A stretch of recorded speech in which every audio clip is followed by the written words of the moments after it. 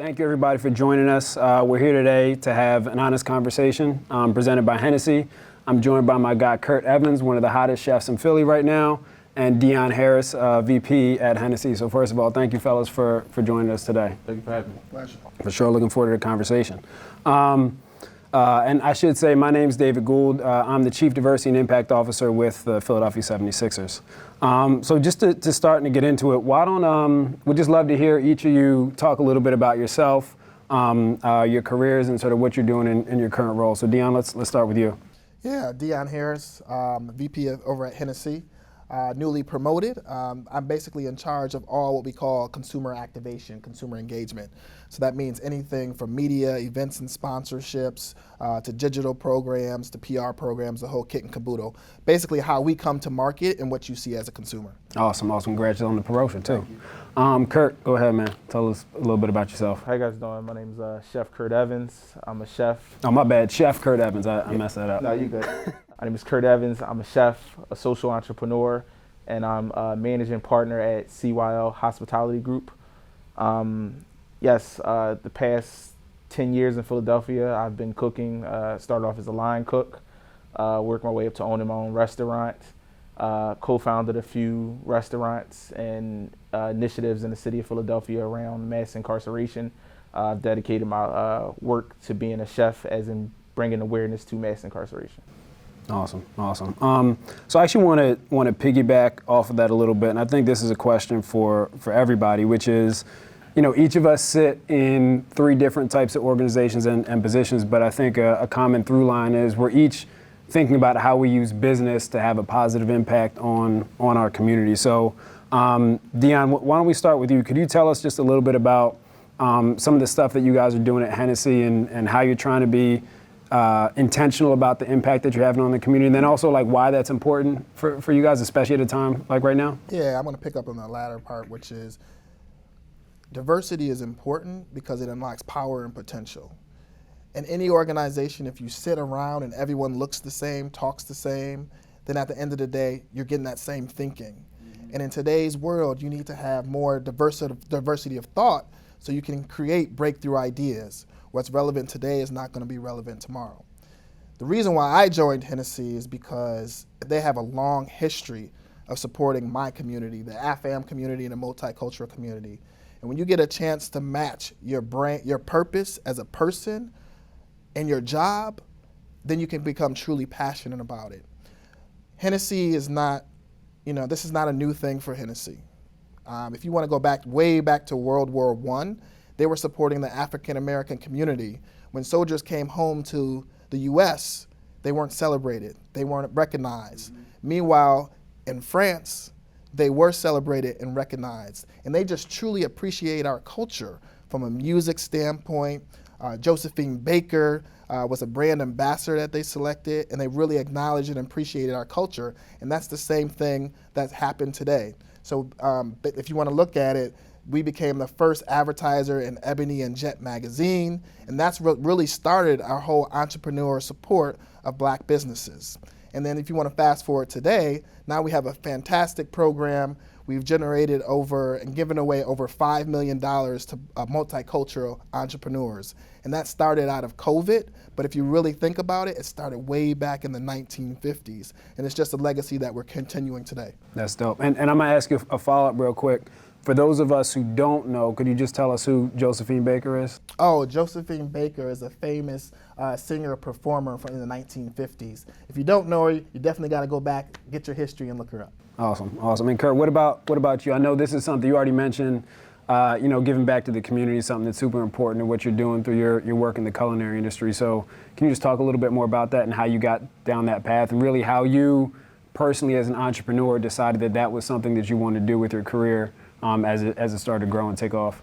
Yeah, so at one point in my life is social media, and you're taking cool food pictures, and people are just liking. There was no substance in that, so I was like, I want to use food as a vehicle to do more than just, get likes on Instagram and social media. So I started this concept, EMI, dinners in mass incarceration, where we would get people from all walks of life together over dinner to talk about mass incarceration That was about 3 years ago. Fast forward to today. We are in talks with policymakers, the district attorney of Philadelphia, legislators. We bring people together to understand this phenomenon of mass incarceration on a macro and a micro level, and how it affects the Black American community at higher rates than any other community. And also with a nonprofit I co-founded, Everybody Eats, we also go into communities and chef prepared meals by prepared by the chefs of Everybody Eats. So myself, Stephanie Willis, Gregory Heaton, Aziza Ali, and Malik. So we put together meals. We also go to other restaurants and they donate meals, and we take these same meals and we just pop up in the neighborhood and give out free food and also food boxes to people in the community. Mm-hmm. That's what's up, man. Yeah, I've been following you for a minute, and it's been a privilege to be able to work with you, through the 76 and some of the stuff that we've done together. And it's just been inspiring seeing the type of things that you're doing. And I think, you mentioned social media. It's been I think great from your standpoint in terms of different people being able to see what you do, because there's been a lot of food activists over the years, but I think now we're seeing more visibility on that right now just because of social media and the amount of attention eyeballs it gets. So can you talk a little bit more about sort of food activism more broadly and sort of how you see that unrolling? Yeah, food activism has been something that's been going on way before social media. I mean, we can go to Georgia Gilmore and the bus boycott movement. She sold platters out of her house to raise money to bail people out of jail, lawyer fees. They actually help sustain movement off of platter food. Black Panthers, when you think of the free lunch program, also when Bobby Seale was running for mayor, he had a program where it was a 10-pound bag of food, and they were trying to sign up 10,000 registered voters. So they were actually going to give out 30,000 pounds of food for registered voters to sign up to register to vote. So food has always been a part of the Black community, as in activism. Even when you think of activism using food, in Attica, they would have prison strikes, and they would have hunger strikes, and they wouldn't eat food. So food has always been looked at as a way of protest or activism. Yeah, man. No, that's dope. I just want to say that's dope. I mean, flat out. I mean, you're schooling me, telling me some things that I didn't know. Honestly, that's what our brand is about. If you look at some of our advertisements, it's all about telling these untold stories. You just gave me 3 untold stories that need to be told and need to be put out there on a larger platform. So, love to talk to you more about that. Yeah, man. And I mean, let's get into that a little bit, because I think the other thing that, and just because I'm so familiar with your work, that's been, and also I think Hennessy does a great job of this as well, just in terms of telling stories from our culture, is something you've done a lot of, I think, is make things in Black culture, especially from a culinary standpoint, more mainstream, whether it be some of the things you've done around, I saw a pop-up you did recently around commissary cakes, and some of the, I don't know if you've had it yet, but they at one of his projects, they were serving bean pie ice cream. Which I've never had bean pie ice cream before that. So I never heard of bean pie. But you know what it means, though. Yeah, exactly. So let's just talk a little bit about how each one of your work has been focused on amplifying Black culture and making it more mainstream. And I think something that's beautiful about that is creating a space where we haven't always had space to feel included, and sort of broadening that tent zone. I don't know if anybody wants to jump in there. Yeah, I say when I met Dave, and we happened to be in the same network of people, and Dave was like, I'm doing things with the Sixers, and I was just like, wow, they got a brother in there doing things, being able to get a lot of the work that we in our communities highlighted. I love that small business segment y'all did, and I knew a lot of the business owners, and it was like, wow, people was actually getting shine on television at a Sixers game, business that may not have been highlighted. And when you think about our business culturally in a lot of our neighborhoods, what separates a lot of our business is like a segregation in media as well. It's like print media, television media. So a couple projects I've had, the media has written about it, like Philly Magazine, the Inquirer, these things have written about it, so it has gotten attention. So being like, I remember when they was like, oh, your project is on the news, it was at the Sixers game. People was like calling me, telling me like they seen it at the Sixers game. So, I think, like the help that the Sixers bring to stuff like that help us amplify the work that, that I was doing, so. For sure. Yeah, I would say us as a brand, we've been doing a lot of focus on the multicultural community, telling these untold stories. Even if we have a super celebrity like a Manny Pacquiao or Nas, we always bring a different light to this person that you think you know, but they're doing all these wonderful things for the community.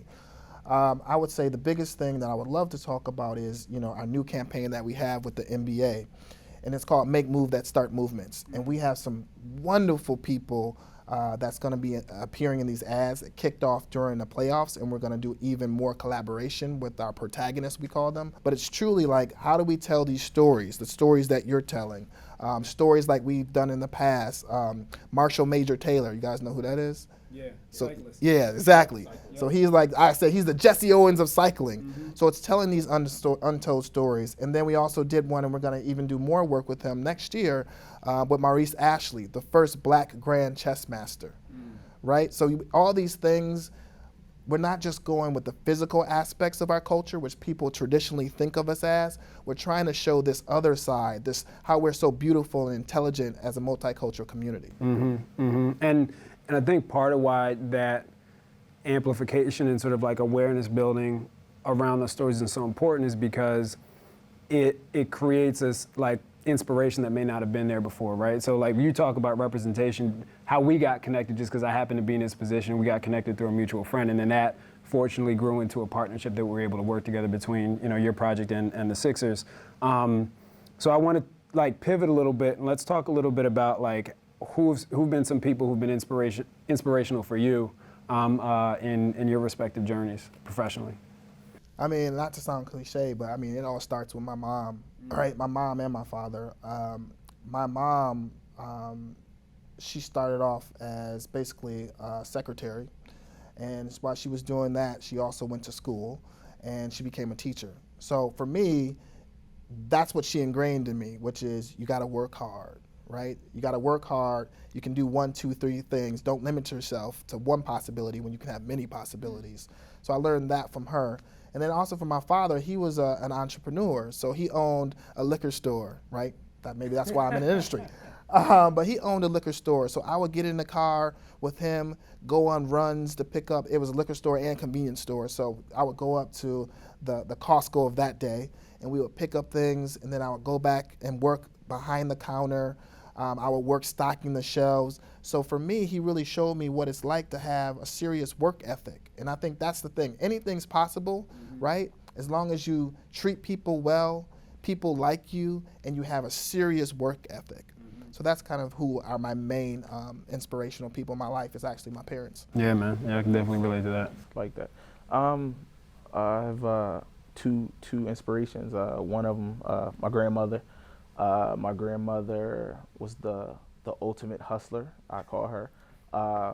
She had 10 kids, 5 boys, 5 girls, and grew up, like my mother said, they grew up poor. I just never understood it because my grandma always had money for me.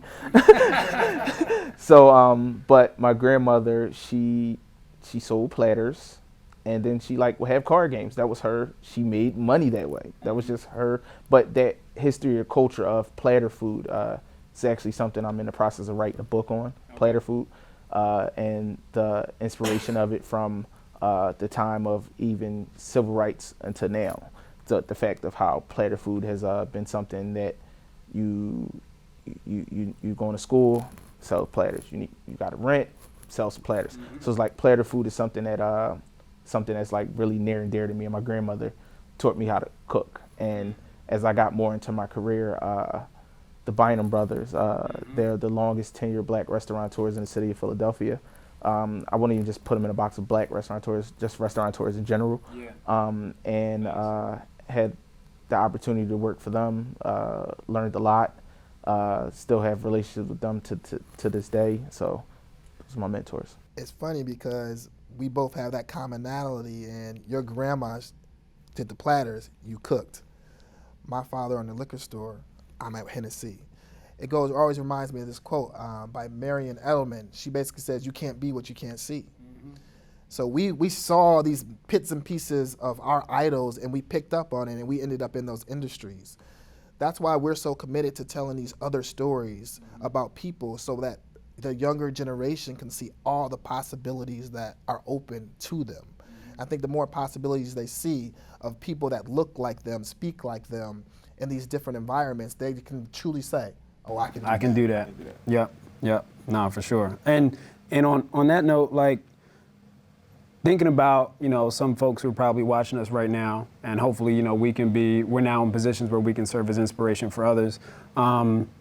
What are some advice that each of you have, being, very successful in your respective fields, for up and coming entrepreneurs who are, trying to, especially, people of color who are trying to start a business or get into marketing? What kind of advice and tips do you guys have?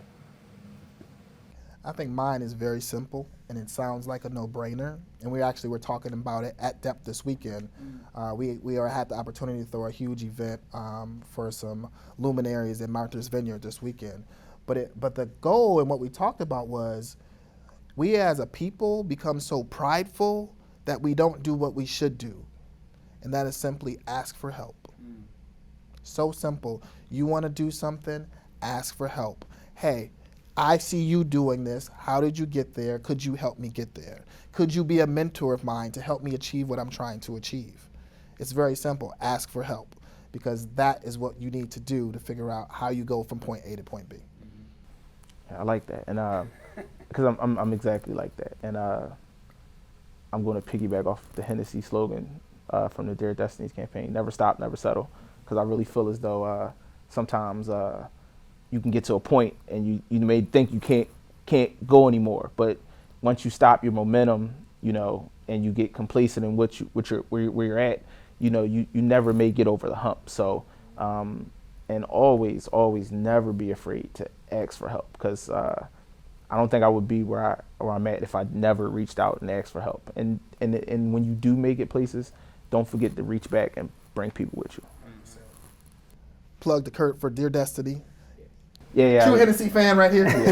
I was the Dear Destiny, I want to say Dear Destiny ambassador, local candidate for the videos that Book did here. Yeah. That's what's up. That's what's up. Shout out to Hennessy for that, man. So, as just going along this line of being successful in our respective fields. Again, like, something that's a through line between all of us is we're in positions where we are, working for for-profit businesses, but also trying to use that position to have a positive impact on our community. So, would love to hear, maybe starting off with Kurt, how you balance the sense of responsibility you feel to give back to your community based on where you come from. That's the goal. As being a black chef, a black restaurateur, we want to have restaurants downtown. So the project that I had currently co-founded was a pizza shop that had a social justice initiative to it, and it was like, that's that was the wave for me, and it was like, yeah, but I also want that downtown. I actually still want to do that as well. Yeah, it's like the fact that I'm black, I have to be this extraordinary, and I have to give back, and I have to do these things for me to just get the recognition that an average chef is doing, putting out average food downtown. Yeah. And I have to go through leaps and bounds of being like a social entrepreneur to actually get these accolades.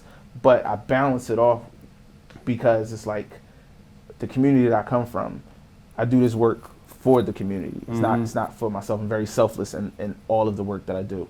And through the EMI dinners, we're actually starting a business incubator for restaurateurs or food entrepreneurs that have been formerly incarcerated. It's called Project More, Mentoring, Opportunity, Resources, and Education. And we we're doing this for the entrepreneurs that may not have access to capital, they don't have the education, know when to grow their business or go business to business, business to government, business to consumer. So, and then also creating a network of investors or industry insiders that can give them the look at their plan, look at their pitch decks, and help them grow their business to the next level. So everything that I've done in business has always been about community first, and then everything else after that. Yeah, I think that's dope too, because it's a different way of thinking about it. And I think in large part, in many respects, we're going in this direction where it's like there's so many different ways that you can measure success as a business nowadays, right? And I think thinking about that social impact piece is really important, because I mean, you know, we've talked a lot about this internally at the Sixers. You know, we're dealing, especially, you know, over the course of the past year, when you think about racial and social justice, we're dealing with issues that are ingrained in our society and our, you know, 400 plus years and counting. And so, like, we've got great nonprofits, we've got, you know, government programs that are working on addressing that, but I think we have a big responsibility from like a commerce and business perspective to think about how we can contribute as well, because I think unless everybody's rowing in the same direction, like we're not really gonna make progress, you know? So I want to stay a little bit on just business and sort of the experiences as black men in you know, in our respective roles. And Kurt, going back to you, or at least a question for everybody. We've tried to talk a lot about this over the course of the past year with some of the programs that we've done, especially the Buy Black initiative, of not just, you know, we're out to help black-owned businesses, but also talk about some of the challenges that they faced from an equity standpoint, and you know how that's been systemic, and you know, hurdles that have been in their way. So for you as a black business owner, would just love to hear from you of what your experience has been like, and what challenges you feel like you've experienced that are, you know, specific to you as a black man in the restaurant industry. Yeah, restaurant industry, just business industry, period, is just a lack of like resources. And I mean, the resources doesn't come from like a, you know, like banks and things like that. It's just a lack of, like, if I grew up poor, my mother and father, you know, they had jobs, like they don't have friends that they can say like, hey, like you got $80K to invest in this restaurant. So it's like sometimes it's our lack of personal like resources of wealth, of those networks, social networks, those social networks that we don't have, or even just not even having the social network to be able to say, hey, my dad's friend owns a restaurant, I can go talk to him about it. So it's just like come from a culture of having to learn on your own and quickly, and then being able to leverage the relationships that I have came across was very important. Of like I said, knowing you, how I even got to cook for the Sixers, it was off of a leverage of a chef friend who is the chef for the Sixers, Jay. So, but leveraging those networks, and once you get in, nourishing those networks, because then you have to build those relationships to get you different opportunities. So that was pretty much the biggest thing for me, just the lack of like the personal network, and you know, it wasn't so much about like business, because like I said, growing up, we may have not been groomed to be able to like run a business. So that was pretty much a big obstacle for me. Yeah. That's a complicated question. Yeah. You know, if I look at it at face value, you know, you look at out of the 14,500 CEOs, there's 4 blacks. Yeah. But we're about 14% of the population, so there's something seriously wrong with that number. Yeah. So speaking from a corporate perspective, working in a corporation, a large corporation, I think at the end of the day, there's 2 things. One is very positive, right? I think that we have a lot of talented people that come into corporate America, and then they realize their talent. They gain skill sets, learning about finance, marketing, etc., and they take those tool sets that they learned at their companies, and then they go become an entrepreneur, right? That's the positive. I also think there's another opportunity for us to just gain more exposure If you come from a place where there's not many accountants, lawyers, doctors, or what have you, other people in corporate America, then how real of an opportunity is that for you, right? Because you don't have anyone to ask for help.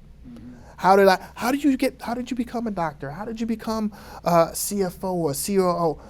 If you don't have that exposure, it becomes problematic. That's why we've created programs. I don't know if you heard of Hennessy Fellows. We partner with the Thurgood Marshall College Fund, and we've given over $10 million. And what we do is we provide scholarships, but that's a given. You find that a lot of companies right now, they'll throw money at the problem. Oh, we gave this. We take it a lot further. And so we actually have a full program where we invite people to New York City. This is pre-COVID, and we went digital, where we give them one-to-one access with different industry people of all different types of industries. So they can actually talk to those people. They can ask them how they got to where they got. They can get those insights. So for me, I think that the key problem that we need to do is really focus on exposure. How do we give people more exposure? How do we give them access to people that they may not typically have access to figure out, is that a career path I want to do? Or is that a career path I want to pursue? And then ask that key question that we talked about earlier, which is ask them specifically for help to get there. Yeah. No, I think those are all great points. I mean, we've, I think, especially over the course of the past year, you've seen a lot of companies writing checks and donating money, which I think is fantastic. But I think, something that we all need to be doing, just to the earlier point I was making, is what are we doing with our day-to-day business, and how are we leveraging that to have a positive impact? So, sounds like you guys are doing a lot of the same things that we've been thinking about. And one of the ways that, we partner with Kurt is how do you provide, we have a tremendous platform and audience, both of our brands do. And so how are we lending that to businesses who don't have the social and professional networks to get access to partnerships like ours? So that's definitely big. So 2 more questions before we wrap up. One is, we're hopefully on the tail end of a pandemic right now, which has been challenging for everybody.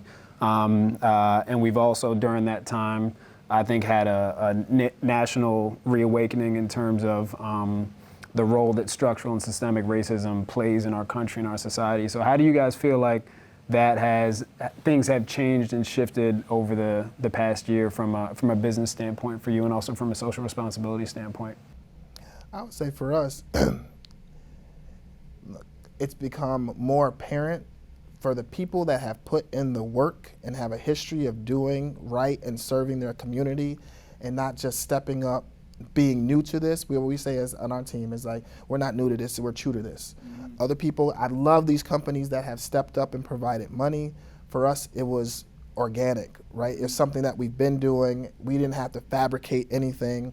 Things that we had in place, actually, we had them in place before COVID started, before Black Lives Matter movement started, because if you're truly in tune with the culture, you see where it's going. Talking with you, talking to Kurt, we know how the culture feels, we know where it's going, and we're able to say, here's how we want to help. And not help just from a corporate standpoint, but truly authentically help. And that's why we're able to feature you in different things that we do, and we're able to give money and give back, and then truly add that depth and character by saying, we're not just going to give money, we're going to be here, we're going to be out here in the community, we're going to partner with the 76ers. This is just the start, right? Yep. We truly want to partner with you guys, because you guys are similar to us, right? The NBA focuses on court, culture, and community. We focus on celebration, culture, and community. So there's natural synergies there, and all of our local teams are going to continue to work with you all so we can continue to support other Black entrepreneurs like Kurt. Listen, I just know during the pandemic, I did see a huge shift. Actually, 2 of my last projects were actually started during the pandemic. Yeah. So opened a pizza shop in the pandemic, and the nonprofit that we started came all out of the pandemic. And the reception that both of those projects got with their social missions was huge. It was like, I talk to people now that are like restaurateurs, investors, they're like, those projects are amazing. It's like, now, but I don't think a few years ago those, you would have got the same response. Yeah, it got the same response. Yeah. So now also just not having it's not having social equity and social capital in what I do now. It's like I feel like it's social capital in my skin now. Like, oh, hey, Where it's been the opposite for so long. so long. So now it's like, oh, like you're doing this and you're like, so it's like, it seems like there's a lot more opportunities opening for people of color, but it's still that access of like what Deon said about letting people, like getting people together, And the funny thing, like a lot of like people of color, we may play basketball, we may play football. Our sports are different, and like Deon said, most CEOs they're like we make up like 4% of CEOs, but the rest of that percentage of CEOs, they may play tennis. So it may be like a barrier in our communication styles of actually meeting up to hang together. Hey man, so, I feel like a lot of business deals happen on the golf course. On the golf course. Golf is a sport that I'm determined to learn how to play. Exactly. So I think like moving forward, I think we still have a lot more work to do, as in, because I feel as though things always happen in a cycle.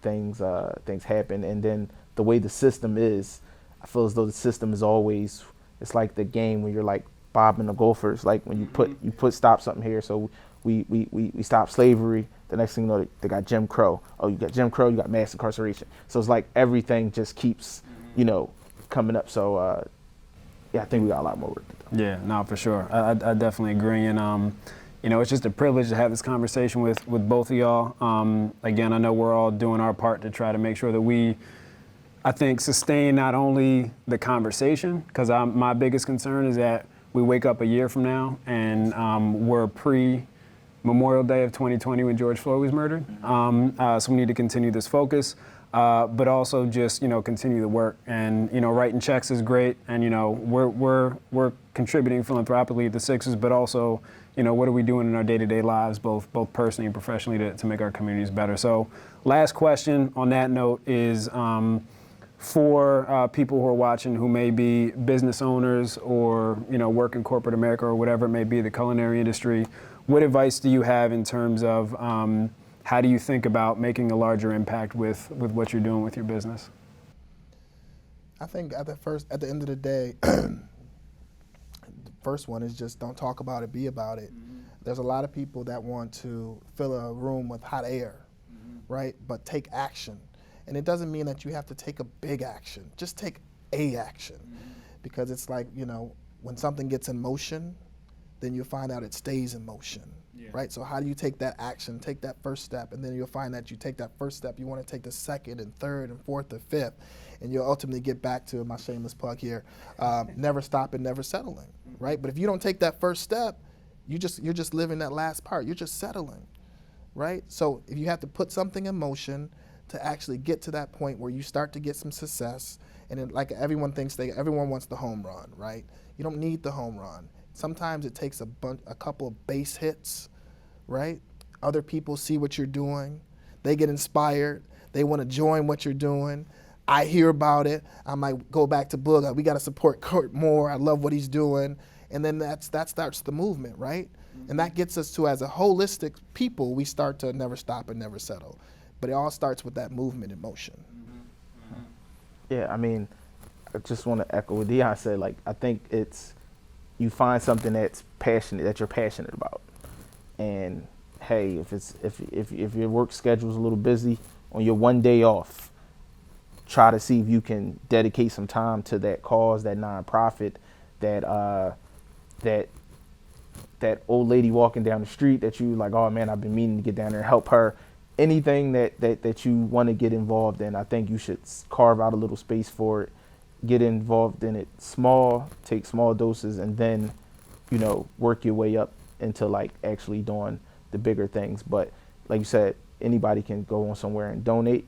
That's like, okay, I'm done. But actually rolling your sleeves up, actually getting your hands dirty, volunteering is a game changer. Yeah, that's what's up, man. That's a perfect note to end on. Appreciate both of you. It's been an honor to have this conversation and share this platform with you. Before we wrap, I know we have some gifts, so I'm gonna let y'all open up your Sexes ones first, and then we'll crack open these handy gifts afterwards. I don't even know what's in it, to be honest with you. Oh, it's like a little moleskin. I love these. Oh yeah. I'm gonna need a few recipes from that, Kurt. Got you. That's exactly what we need to keep putting down our hopes and dreams. There you go. Our aspirations. Thank you. My Yeah, I Hennessy think there's recipes. one more in there too. A little token on behalf of Hennessy. This is XO. We got the good stuff. Great liquid. Little something engraved on it for you. Oh, we gotta get this for the camera. I don't know if y'all can see it. We got a little custom engraving here. Appreciate that. Yeah, Appreciate you, Deon. That's Thank big, you, man. Anytime, you're welcome. Maybe we'll crack that open next time. And Yeah. around here. Yeah. Conversation may get a little bit more honest. Yeah. No wing sauce will be made with these. All right, well, thank y'all for joining us again. This is Honest Conversations presented by Hennessy. Looking forward to continue the conversation. Thank you. All right. Appreciate y'all, man. That was dope. Ugh.